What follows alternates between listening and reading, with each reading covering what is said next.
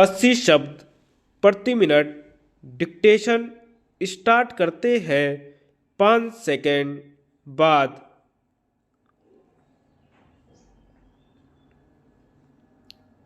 उपाध्यक्ष जी, अनुसूचित जातियों और अनुसूचित आदिम जातियों का कल्याण करना हमारे राष्ट्रीय आंदोलन का एक नारा था और हरिजनों और आदिवासियों की सेवा करने के लिए गांधी जी का हमें विशेष आदेश था। जब गांधी जी ने यरुवदा जेल में ऐतिहासिक भूख हड़ताल की थी, मैं स्कूल में पढ़ती बच्ची थी। उस समय मैंने हरिजनों की बस्ती में जाकर काम किया था। समाज सेवा का मेरा यह पहला काम था। उस समय यह काम थोड़े ही लोग करते थे और मुझे याद है कि जब हम हरिजनों की बस्तियों में जाते थे तो लोग हमारा मजाक उड़ाते थे और भला बुरा कहते थे। यह कुछ संतोष की बात है कि अब सभी दलों का यही लक्ष्य हो गया है और इससे सच्चा राष्ट्रीय लक्ष्य कहा जा सकता है। सरकार इस काम को पूरा करने में किसी भी कठिनाई के सामने नहीं झुकेगी। सच्चे उत्थान का मतलब है कि सबसे पहले परंपरागत पूर्वाग्रहों और भेदभाव को समाप्त किया जाए। दूसरी बात यह कि हरिजनों एवं आदिवासियों को शिक्षा, रोजगार, भूस्वामित्व के लिए पूरा अवसर प्रदान किया जाए।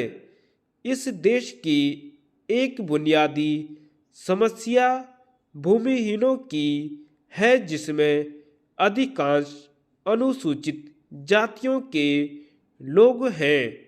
गत 2 वर्षों से भयानक सूखों से बहुतों को बड़ा कष्ट झेलना पड़ा है, किंतु इससे भूमिहीन और विशेषकर हरिजन और भी ज़्यादा पीड़ित हुए हैं। गत वर्षों में इस समस्या को सुलझाने के लिए अनेक कदम उठाए गए हैं। कुछ परिणाम भी सामने आए हैं, किंतु वे काफ़ी नहीं हैं।